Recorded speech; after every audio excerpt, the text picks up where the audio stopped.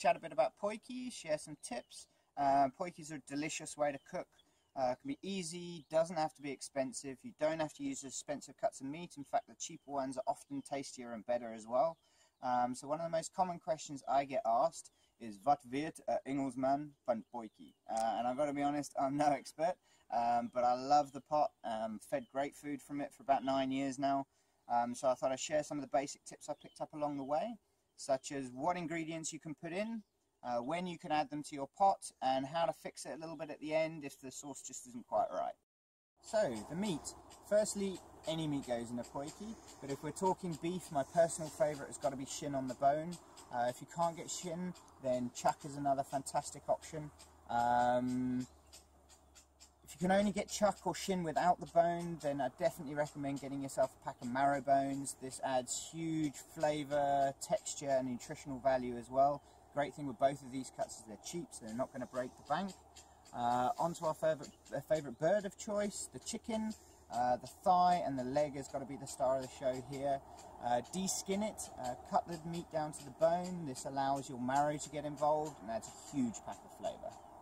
What liquids? Good place to start is obviously your stocks, a combination of stock depending on what meats you're using, and booze.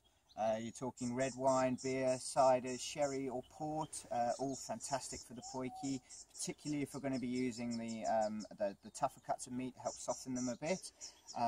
Tin tomato is another great liquid. If you're looking to add a bit of extra flavour there, tomato puree and gravy powders are a really good one as well. Your herbs, your harder herbs such as your bay leaves and your rosemary, I tend to add a bit earlier, perhaps with your root veg. Whereas your softer herbs like your parsley or oregano and your basil, I tend to add a bit later on because otherwise they disintegrate and turn to nothing in the potjie.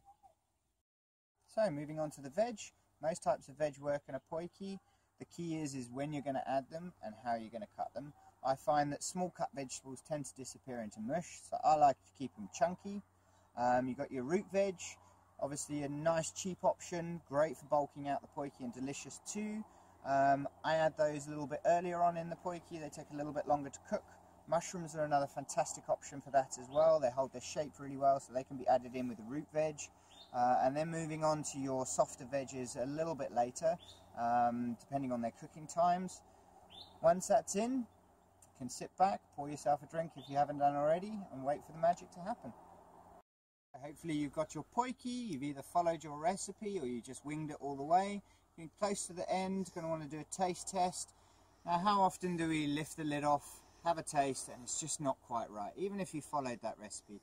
No ingredients are ever the same, number of different reasons, freshness, where it came from, whole multitude of other factors make them all different, but you're going to end up with some usual problems. It's going to be either too thick, it's going to be too thin, it's going to be too salty or too sweet, or you're looking at too spicy or acidic.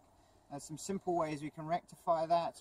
Too thick is obviously the easiest. You want to thin it down. Broth or stock is the best option. You've got tin tomatoes as well. If you've got nothing else, water will do. If it's too thin, you want to thicken it up a little bit. Your best option is to take the lid off and let it simmer down.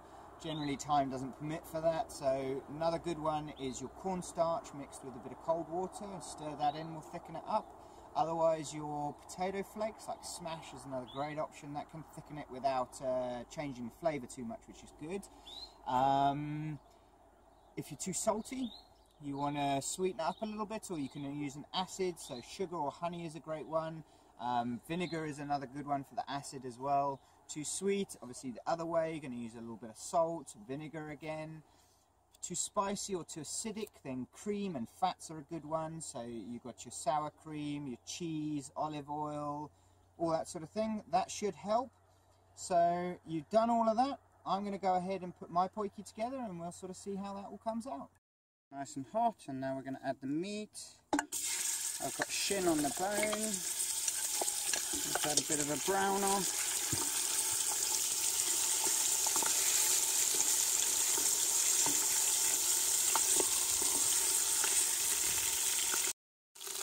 Okay, so we've got our meat in there nicely browned. You can see the marrow in there looking great. We're going to add our finely chopped veg.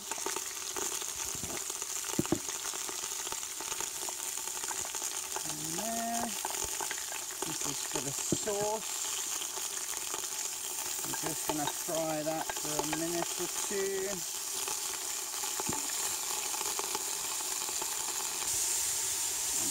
And in goes the stock.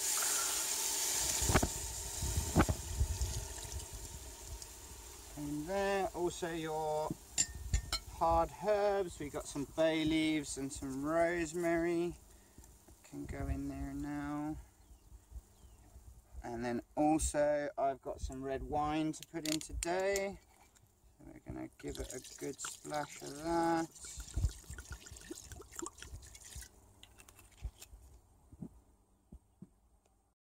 Okay, so while I've been working my way through that other half bottle of wine, our meat is hotting up in there. Time for me to add some root veg. In there, and then also the mushrooms as well, because they hold their shape nicely. Adds flavour early on.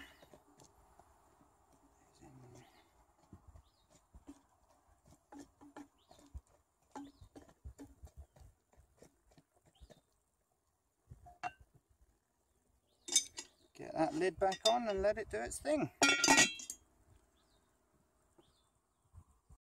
Okay, so our root veg has been in there for a little while cooking. Time to add our softer veg. Those in there.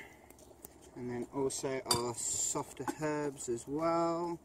So we got some parsley we're going to add today. That in there. And that will also steam a bit on top of this veg. So we can get the lid on and let it do its thing.